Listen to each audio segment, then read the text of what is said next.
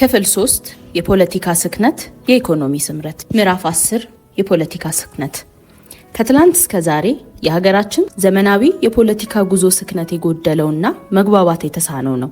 ይህም ኢኮኖሚያዊ፣ ማህበራዊና ፖለቲካዊ ዋጋ እያስከፈለን ቀጥሏል። መንግስታት በየዘመናቸው ያቀዱት የእድገትና የልማት ውጥን እንዳይሳካ ያደረጉ በርካታ ምክንያቶች ቢኖሩም በሀገር ውስጥ የፖለቲካ ስክነትና መግባባት አለመፈጠር ትልቅ ድርሻ አለው። በአዳጊ ሀገራት የፖለቲካ ስክነት ማጣትና የመግባባት እጦት የመንግስታትን ትኩረት ከኢኮኖሚያዊና ማህበራዊ ፕሮግራሞች እያናጠበው ይገኛል። እዚህም እዚያም የሚለኮሱ ፖለቲካዊ እሳቶችን በማጥፋት ወርቃማ የለውጥ ጊዜ ይባክናል። ይህም በጊዜ መቀደምን ያመጣል። ከዚያም በላይ ችግሮቹ ሌላ ችግር እንዲወልዱና እንዲባዙ አድርጓል። ከራስ የተሻገረ የፖለቲካ ዓላማ። ፖለቲካ ለሐሳዊያን ባልተገባ መልኩ የግል ፍላጎት ማስፈጸሚያ፣ የሀብትና የጥቅም በር ነው። ለእውነተኞች ግን ከራስ የተሻገረ የጋራ ፍላጎትን ማስፈጸሚያ መንገድ ነው። ፖለቲካ ስለ ጋራ ጉዳዮች የሚወሰንበት መንገድ ነው። ፖለቲከኛ ደግሞ በጋራ ጉዳይ ላይ ብዙሃኑን የሚመለከትን ነገር ለመወሰንና በውሳኔዎች ላይ ተጽዕኖ ለማሳደር እድል ያገኘ ሰው ነው።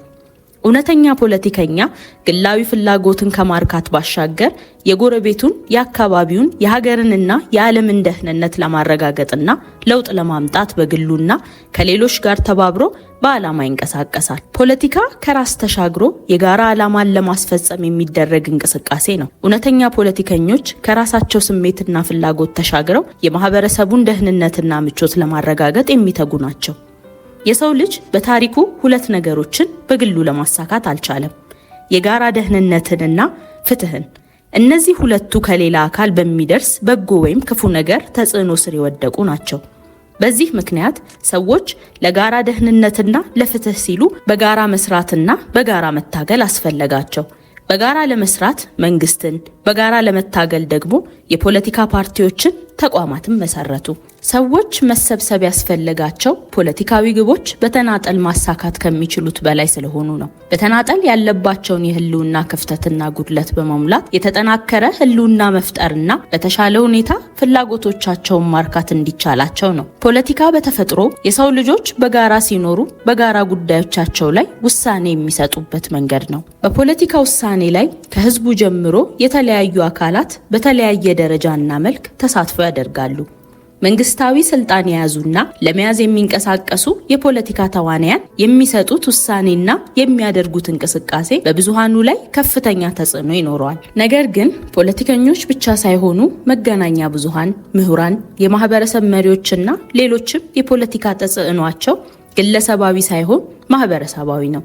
ከዚህ በተጨማሪ ማህበራዊ መገናኛ የተለያዩ ግለሰቦች ከራሳቸው ተሻግረው ማህበረሰባዊ የፖለቲካ ተጽዕኗቸው ከፍ እንዲል አድርጎታል። በመሆኑም በፖለቲካ የሚሳተፍ እያንዳንዱ ሰው የሚያደርገው እንቅስቃሴ ከራሱ አልፎ በሌሎች ላይ ተጽዕኖ የሚያደርግ መሆኑን ማወቅ ይገባዋል። የተጽዕኖ ሁኔታ አውቆ በኃላፊነት ስሜት ድርጊቱን መመርመር አለበት። በዋናነትም ፖለቲከኞች ፖለቲካ ከራስ ተሻግሮ ሰዎች በጋራ ለመኖር የተሰባሰቡባቸውን የጋራ ፍላጎትና ደህንነት ለማረጋገጥ የምንተጋበት መድረክ መሆን አለበት። የፖለቲካ እንቅስቃሴ በእንቅስቃሴው ውስጥ ከሚሳተፈው ግለሰብ በላይ በብዙሃኑ ላይ ተጽዕኖ አለው። ስለዚህም የፖለቲካ ተሳትፎዎች ከግለሰብ ስሜት፣ ጥቅምና ፍላጎት የተሻገረ መነሻ ሊኖራቸው ይገባል። ፖለቲካ የማህበረሰብ ችግሮችን በመፍታት የጋራ ከፍታን ለማረጋገጥ የሚከወን ነው። ከጊዜያዊ ግብና ከስልጣን ቆይታ በላይ ነው። ዘላቂ ግብና ዓላማ ያነገበ አቧራን በማስነሳት ከሚገኝ ጊዜያዊ ድጋፍ የሚልቅ ነው። አሻራን በማኖር የሚፈጠር ዘላቂ ለውጥን የሚተልም ነው። ፖለቲከኞችም ከራሳቸው ተሻግረው የብዙሃኑን ፍላጎት ለማርካት የሚሰሩ መሆን አለባቸው። ይሁንና በሀቅ ከራስ የተሻገረ ዓላማን ለማሳካት የሚያደርጉትም ይሁን የፖለቲካን ለግላዊ ፍላጎት ማሳካት የሚጠቀሙት ሽፋናቸው ህዝባዊ ፍላጎትና ዓላማ ነው። እንዲያውም በተገላቢጦሹ በፖለቲካ ውስጥ ግላዊ የስልጣን ጥምን ለማርካትና የሀብት ፍላጎትን ለመሙላት የሚደረገው ጥረት ህዝባዊ ዓላማን ካነገበው በላይ ለህዝብ ተቆርቋሪና የዓላማው አስፈጻሚ መስሎ ይታያል። ግላዊ ጥቅምና ፍላጎት ከማርካት ባሻገር እውነትንና ሁኔታን ከሀገራዊ ጥቅምና ፍላጎት አንጻር ከመመልከት ይልቅ በስሜትና በእልህ በመመራት የሚደርሰው ጥፋትም ቀላል አይደለም። በልሂቃን ዘንድ የሚታየው የከረረ ቁጣ፣ ስሜትና እልህ ዘርፈ ብዙ ጥፋቶችን ያስከተለ ነው። ስሜትን በመግራትና እልህን በማብረድ ነገሮችን ከፍ ካለው ዓላማ አንጻር አለመመልከት ብዙ እድሎች የሚመክኑና ዘርፈ ብዙ ፈተናዎች ተደራርበው እንዲከመሩ አድርጓል። ለሀገራችን ችግሮች መፍትሄ ለማምጣት የሚያስቸግሩን እንዲህ አይነት ስሜቶችና እልሆች ገነው በመውጣታቸው ነው። እንዲህ አይነት ስሜቶችንና እልሆች ተመሳሳይ ዓላማና ግብ አንግበናል በሚሉ ሰዎች መካከል እንኳን ተባብሮና ተጋግዞ ለመስራት አዳጋች እንዲሆን አድርገዋል። በሰላማዊ መንገድ ተወዳድሮ በሐሳብ የበላይነት ተከባብሮና ተቻችሎ ለመገዛት ፈተና ነው። ለችግሮቻችን የጋራ መፍትሄ በማምጣት ከነባራዊ ሁኔታችን ተሻግረን የተረጋጋ ፖለቲካና የተጠናከረ ሀገር ለመፍጠር ደንቃራ ሆኖብናል። የአደረጃጀትና የመዋቅር ጥያቄዎች፣ ህጎችና መመሪያዎች፣ ተቋማዊ አሰራሮች ሲወጡ መመዘን ያለባቸው እንደ ሀገር በሚኖራቸው ጥቅምና ጉዳት ነው። ተጽዕኖ ያደርግብናል ብለው የሚያስቡ ግለሰቦች የሚያደርሱት ግለሰባዊ ተጽዕኖ ግን ቀላል አይደለም። ጊዜያዊ ስልጣንን ለማጠናከርና ለማቆየት እንዲሁም የተወሰነ ጥቅምን ለማግኘት ተብለው ሀገራዊ ጥቅምንና ዘላቂ መፍትሄን ሳያማክሉ የሚወሰኑ ውሳኔዎች አሉ። እነዚህ የሚወሰኑ ውሳኔዎች የሚፈጠሩ መዋቅሮችንና የሚወጡ ህጎች ዘላቂ ፈተናና መከራ ፈጥረው ሲያልፉ ቆይተዋል። በዚያው ልክ ጊዜያዊ የሆነ ተጽዕኖን በመስጋት ሳይመለሱ ተሸፋፍነው በይደር የተተዉ ጉዳዮች በጊዜ ሂደት ጠንክረው ትልቅ ፈተና ሆነው መጥተው ያውቃሉ። ግላዊ ጥቅምን መሰረት ያደረጉ ፖለቲከኞች እታገልለታለሁ የሚሉት ህዝብ ፍላጎት ቢሳካም እንኳን እነርሱ ስልጣን እስካልያዙና ሀብት እስካልተቀራመቱ ድረስ ተሳክቷል ብለው አያምኑም። ህዝብ በላ የሚሉት እነርሱ ሲበሉ፣ ህዝብ አጣ የሚሉት እነርሱ ሲያጡ ነው። እነርሱ የህዝብ አካል ሳይሆኑ የህዝብ መለኪያ ቴርሞሜትሮች ናቸው። ለውጥ በመጣ ቁጥር የተለያዩ የስልጣን ፍላጎት ያላቸው አካላት ጎራ ለይተው እንዲፋለሙ የሚያደርጋቸው ከጋራ ግብ ይልቅ ግላዊ ጥቅም ግጭቶች ናቸው። ከ6 ዓመት በፊት የተከሰተውን ለውጥ ተከትሎ በሀገራችን እስከዛሬ ታይቶ በማይታወቅ ደረጃ የዲሞክራሲ ምህዳር ሰፍቷል። ፍትሃዊና ዲሞክራሲያዊ በሆነ መንገድ በሀሳብ የማሸነፍ እድል ተፈጥሯል። አስገራሚው ነገር ይህ አይደለም። ለዘመናት የዲሞክራሲን ጥያቄ አንግበናል የሚሉ ኃይሎች የዘመናት ጥያቄያቸው የሚፈታበት እድል ሲመጣ በተቃራኒው ቆሙ። ያገኙትን እድል ከማጠናከር ከማሳደግና ከመጠቀም ይልቅ የእድሉ አምካኝ ሆነው መጡ። እድሉ ከግላዊ ስሜትና ከግላዊ ፍላጎት አንጻር ብቻ መዘኑት። ከለውጡ የእኔ የግል አክሲዮን ድርሻ ስንት ነው ብለው ጠየቁ። ግላዊ ፍላጎት ላይ የተመሰረተ ፖለቲካ ትኩረቱ ውጤት ላይ ስለሆነ ሂደቱ ስለሚያስከፍለው ዋጋ ግድ አይሰጠው። ስልጣን አገኝበታለሁ ብሎ ካሰበ ሂደቱ ሀገርን ቢበትን ግድ የለው። እታገልለታለሁ የሚለውን ህዝብ ዋጋ ቢያስከፍልም ቁብ አይሰጠው። ግላዊ ውጤቱን እንጂ ሂደቱን ከውጤቱ አንጻር አይመዘንም። ፖለቲካችን ከእንደዚህ አይነት ሁኔታ በመራቅ በሚዛንና በምክንያት የነጠረ መሆን አለበት። ፖለቲከኞች ነገሮችን ከራሳቸው ስሜት ሳይሆን ከማህበረሰብ ጥቅምና ጉዳት አንጻር የሚመዝኑ መሆን አለባቸው። ፖለቲካን ከራስ ፍላጎት ለገዘፈ ዓላማ ማስፈጸሚያ አድርጎ የሚያስብ ሰው ከገዛ ስሜቱ ተላቆ እያንዳንዱ እንቅስቃሴው ህዝብ ላይ ከሚያመጣው ለውጥና ውጤት አንጻር ለመመዘን መቻል አለበት። ከራስ ስሜት ከጊዜያዊ መፍትሄና ከአንጻራዊ ጥቅም ከፍ እንበል። ከራስ ከተሻገረና ከዘላቂ መፍትሄ አንጻር ችግሮቻችንን አንመልከት። ያኔ መፍትሄው በዚያው ልክ እየቀለለ ይመጣል። ሀገራችን ወደ ተሻለው መንገድ ለመምራት ከታሰርንበት የስሜትና የጥቅም አጥር በመውጣት ከፍ ብለን ለመመልከት መቻል አለብን። ፖለቲካዊ መረጋጋትና መግባባት በኢትዮጵያ የዘመናዊ መንግስት ምስረታን ተከትሎ ባለው ዘመን የፖለቲካ ስልጣን ቅቡልነት ምንጮች 3 ናቸው። መለኮታዊ ኃይል፣ ወታደራዊ ኃይልና ከፊል ህዝባዊ ቅቡልነት ናቸው። በኢትዮጵያ የህዝብና የመንግስት ግንኙነት ቅቡልነት የሚገኘው በኃይል የታገዘ ስነ ልቦናዊ ፍርሃት በመንገስ ነበር። ፈጣሪ ለቀባው ንጉስ አለመገዛትና አለመታዘዝ ኃጢአት በመሆኑ በስጋም በነፍስም ያስቀጣል። የልዩ ልዩ እምነት አባቶች ንጉሱን ወይም ሞቲውን ወይም አሚሩን ወይም ሱልጣኑን ከመንፈሳዊ ነገር ጋር ያያይዙታል። ይህ ደግሞ በህዝቡ ላይ ስነ ልቦናዊና መንፈሳዊ ፍርሃት ይፈጥራል። ኃይለ መለኮትን በኃይለ ሰብእ የተካው ወታደራዊ ደርግ ነው። ፖለቲካዊ ቅቡልነቱን አብዮታዊ እርምጃ በመውሰድ ከጠመንጃ ኃይል ለማግኘት ሞክሯል። ደርግን ሁለት አይነት ኃይሎች መልሰው ገጥመውታል። በአንድ በኩል በመለኮታዊው ኃይል የጸና ነው የተባለውና ዘውዳዊ ስርዓት የታገሉ ወጣቶች፣ በሌላ በኩል ደግሞ ንጉሱ ከዙፋኑ ከወረዱ ፀሐይ ተጨልማለች የተባለው እውነት አለመሆኑን ያየው ማህበረሰብ በ1966 አብዮት የኢትዮጵያ ፖለቲካ ያደረገው የቅቡልነት ሽግግር ከመንፈሳዊ ወደ ስጋዊ ነው። ሰማዩን ከመፍራት ምድሩን ወደ መፍራት እንዲሸጋገር ነበር የተፈለገው። አመፅ ሰማያዊ የተባለውን ስልጣን ሲገረስሰው አይቷል። ስለዚህ ፊቱን ወደ ምድራዊ ለማዞር ወራት አልፈጀበትም። መንፈስና ስጋን ከማስገዛት በነቢብም በሐልዮምም ወደ ማመጽ መጣ። መንግስታዊ ሆነ ማህበረሰባዊ የፖለቲካ ሽግግር ከእሴት ይልቅ የኃይልና የጉልበት ሽግግር አደረገ። ጥንት መለኮታዊ ስልጣንን ለምን ብሎ ሳይጠይቅ ይገዛ ነበር። አሁን ደግሞ የኃይል የበላይነቱንና ለያዘና ላረጋገጠ ዝም ብሎ ይገዛል። ያ ስልጣን የተዳከመ ሲመስለው ደግሞ ካደፈጠበት በመውጣት ያመጻል። ይህ የማህበረሰባችን ዘመናዊ ፖለቲካ ባህል ሆኗል። ኢህአዴግ የደርግን የ17 ዓመት ቆይታ በኃይል ጥሎ የሀገረ መንግስቱን መንበር ሲቆጣጠር ኃይልና ህግ እየደባለቀ የፖለቲካ ስልጣን ቅቡልነት ለማግኘት ሰርቷል። ህወሓት መራሹ ኢህአዴግ የመራው የሽግግር ጊዜ ፖለቲካዊ መረጋጋትና ስምምነት ከመፍጠር ይልቅ በኃይል የተወጉና የተገፉ ክፍሎችን ፈጥሮ አለፈ። በዚህ ምክንያት ማህበረሰብ ዳግም ወደ ፍርሃት ዋሻው እንዲገባና እንዲያደፍጥ ተደረገ። ምርጫ 97 የህዝብን የመንግስት ግንኙነት ከኃይል አለመውጣቱ የታየበት ነበር። የህዝብ ድምፅ በኃይል ሲነጠቅ የፖለቲካ ልሂቁ የዲሞክራሲ ስርዓት ሂደትን ከመረዳት ይልቅ ስርዓቱን በኃይል ገፍቶ ለመጣል ከፍተኛ ጥረት አድርጓል። ከምርጫ 97 ማግስት ኢህአዴግ ቀጭን በትሩን ሲያነሳ የፖለቲካ ልሂቁም ሆነ ማህበረሰቡ ጎመን በጤና ብሎ እንደ ቀንድ አውጣ ወደ ምሽጉ ተከቷል። ከ10 ዓመታት ዝምታ በኋላ የተጀመረው የተቃውሞ እንቅስቃሴ በመንግስት በኩል የኃይል እርምጃ አላጣውም ነበር። የተቃውሞ መንገዱ ግን ሰላማዊ ህዝባዊ አመጽ ነበር። ይህም በኢህአዴግ ውስጥ ላሉ የለውጥ ፈላጊዎች ምቹ መንገድን ፈጠረ። በመሆኑም በአደባባይ ማህበረሰቡ ከውስጥ ደግሞ የኢህአዴግ የለውጥ ኃይሎች ባደረጉት ትግል የፖለቲካ ስልጣን ሰላማዊ በሚባል ደረጃ ሽግግር እንዲያደርግ አስገድዷል። መጋቢት 24 ቀን 2010 ዓ.ም የተደረገው ለውጥ ለጥቂት ወራት የመረጋጋትና የመግባባት ምልክቶች የታዩበት ነበር። ልማደኛው የፖለቲካ ልሂቅ ከጥቂት ወራት ደፈጣ በኋላ ዳግም ወደ ለመደው የኃይል ፖለቲካ ተመልሷል። ከድጡ ወደ ማጡ እንደሚባለው በፖለቲካ መረጋጋትና መግባባት ላይ ባለመደረሱ ኢኮኖሚያዊና ማህበራዊ ችግሮች ተባብሰው ዳግም ለፖለቲካ አለመረጋጋት ይዳርጋሉ። ከዚህ አዙሪት ለመውጣትና ወደሚቀጥለው ደረጃ ለመሻገር ፖለቲካዊ ስክነትና መግባባት ለአንድ ሀገር ወሳኝ ናቸው።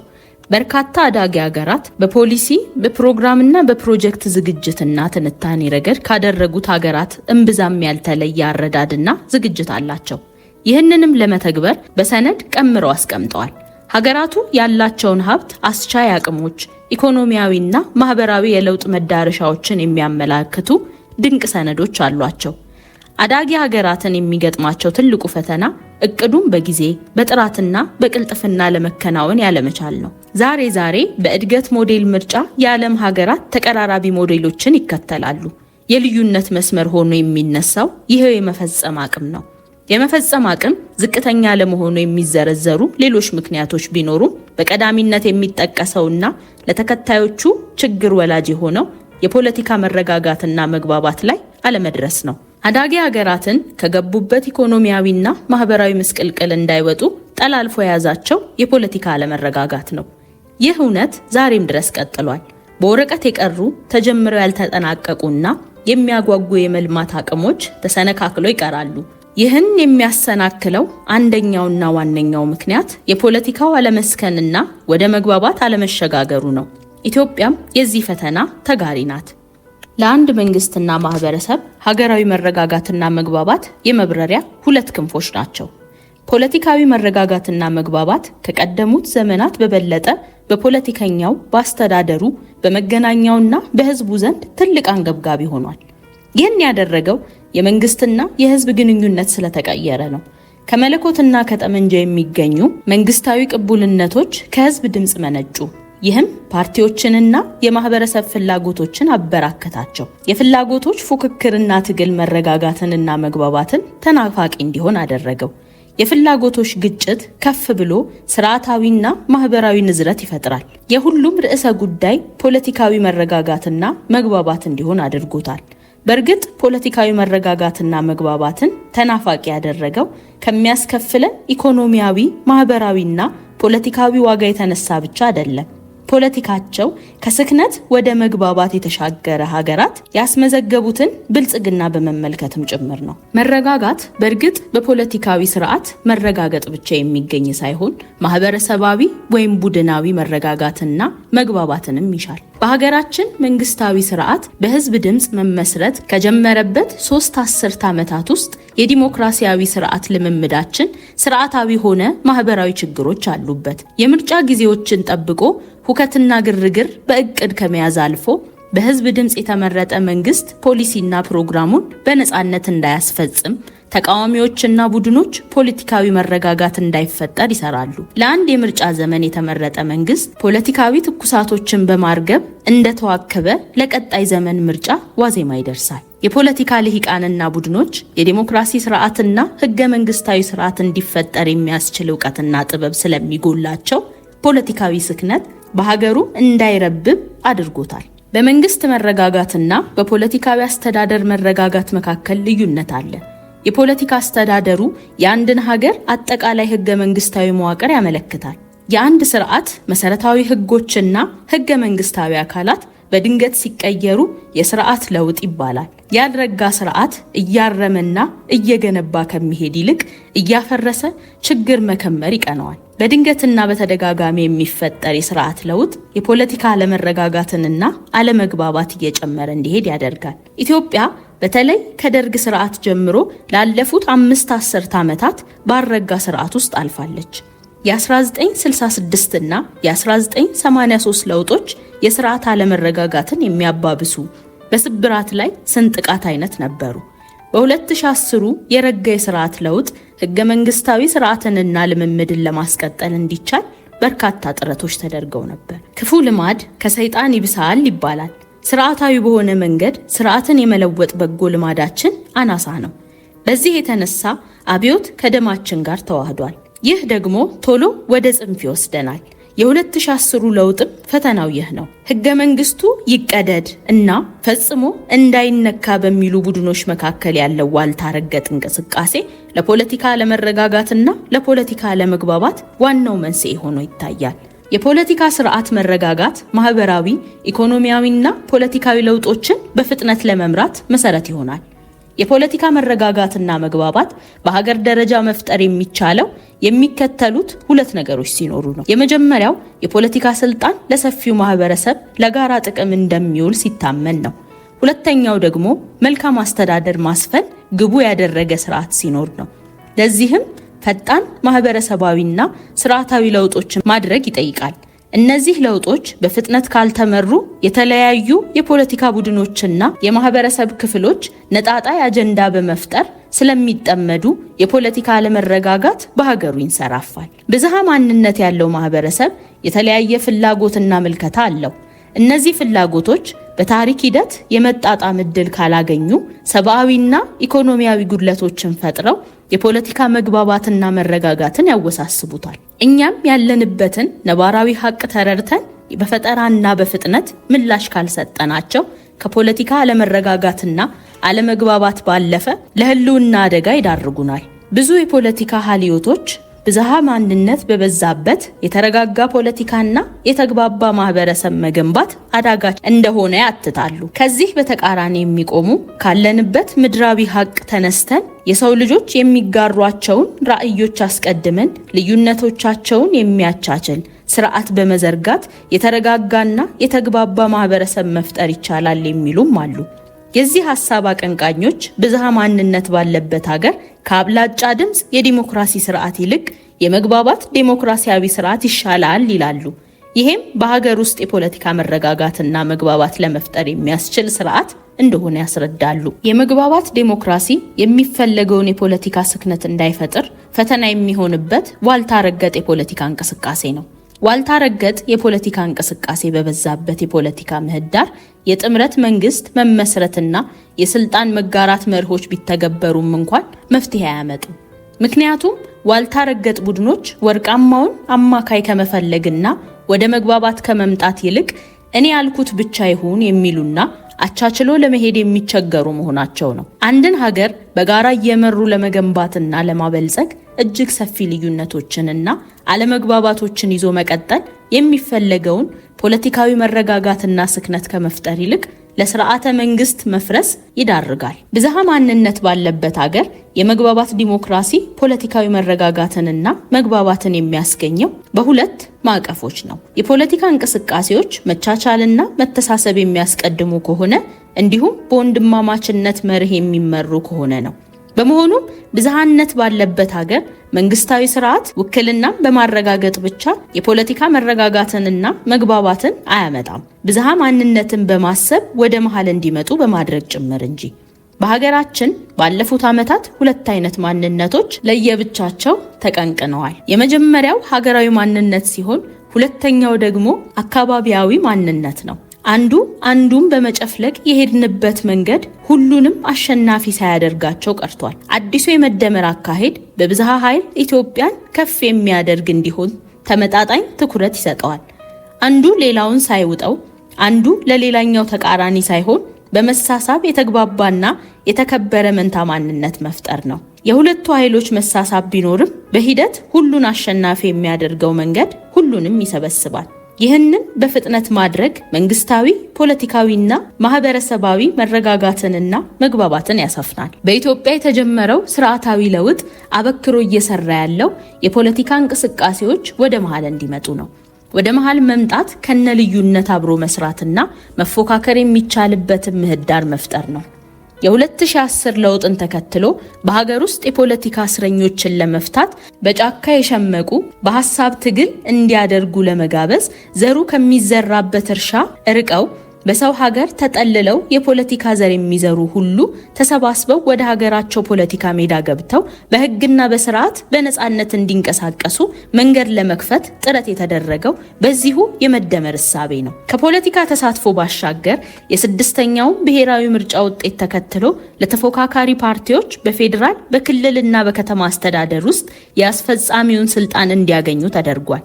በተጨማሪም የብልጽግና ፓርቲ ያልሆኑ ቴክኖክራቶች በአስፈጻሚ ተቋማት ውስጥ የኃላፊነት ድርሻ እንዲኖራቸው ተደርጓል። የዲሞክራሲ ተቋማት ማህበረሰባዊ ውግንናቸው እንዲዳብር በሰብአዊ መብትና በምርጫ ተቋማት እንዲሁም ብሔራዊ መግባባት ለመፍጠር በተቋቋሙ ኮሚሽኖች ውስጥ በማህበረሰቡ ዘንድ ተደማጭነት ያላቸውና ህዝባዊ ውግንናቸው ከፍ ያለ ዜጎች እንዲመሯቸው እድል ሰጥቷል። እንዲህ ያሉ ፈጣን ለውጦች መደረጋቸው በፖለቲካ ምህዳሩ ስንዴውን ከእብቁ እንድንለይ ያስቸግሯል።